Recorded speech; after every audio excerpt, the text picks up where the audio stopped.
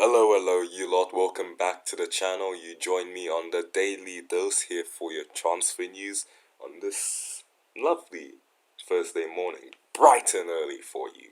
We go to the Manchester Evening News report by Daniel Murphy on the 19th. It states that Manchester United transfer targets Jadon Sancho and Erling Haaland's value shift dramatically. The values of the values of the Dortmund duo Haland and Sancho have shifted amid Man U's interest. Let's get into it. The article states the values of Man United's long-term targets Jadon Sancho and Erling Brandt Haaland have shifted significantly, according to report.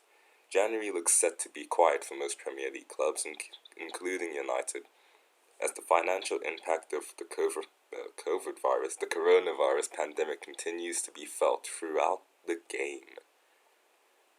Basically, Sancho and Haaland won't be cheap, even though this article states that the values may shift. They're not going to be cheap. We've already seen Dortmund hold out for 100 million. Yes, 100 million in the summer for Sancho, and it doesn't look like they're going to drop that value. I can assure you, a drop of 30 million euros it's not happening. When you look at the position that Dortmund are in with Haaland, especially the fact that he has a 66 million pound release clause, I'm not sure they're going to let him go for anything under 100 million. As for Jadon Sancho, does he really go to United now? Of course, they are in a title challenge. Things can change in one summer. Ole Gunnar Solskjaer's form and the club's form can drop. Pogba may want to leave again if they don't win the league. Bruno Fernandes, well, he's always in form, but that may not always be the case. We'll have to wait and see. We will have to wait and see. But something we won't have to wait and see is Frank Lampard's job. Is it under scrutiny? Chelsea are 8th in the Premier League following a 2-0 defeat to Leicester City.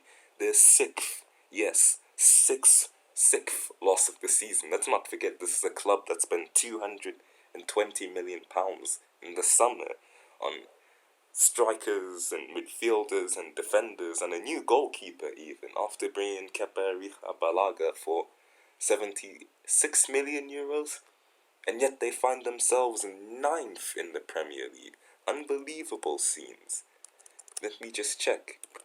Somehow, Chelsea, who were title contenders earlier in the season, they find themselves below Everton and West Ham United. West Ham United managed by David Moyes.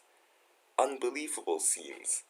A club that spent a maximum of 60-70 million this summer, as opposed to 140 more million.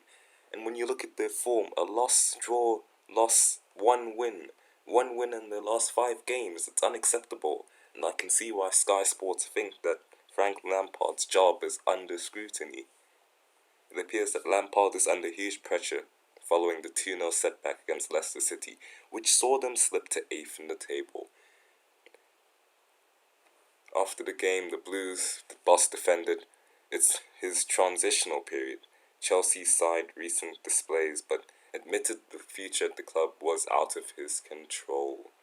After £200 million was spent on the summer transfer window acquisitions like Hakim Ziyech, Timo Werner and Kai Havertz, many tipped Chelsea to win the Premier League for the first time since 2017. But a poor run of forms and a poor run of results has dampened their title prospects heading into the second half of the season.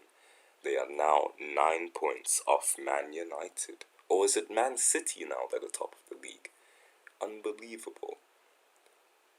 It could be that we have either Thomas Tuchel or Maximiliano Allegri coming into the Chelsea job if Roman Abramovich, is looking to replace Frank Lampard. Let me know your thoughts in the comments below. We move now to some quick transfer news. It looks like former Arsenal and West Ham midfielder Jack Wilshere joins Bournemouth until the end of the season on a 6-month contract. 29, he's playing with the squad. It's good. It's good. He's getting some first team football. and he could help them win promotion back from the Championship. We now move on to David Alaba, who has agreed a 4-year contract with Real Madrid, and it's interesting to see what would happen with Marcelo and Ferland Mendy.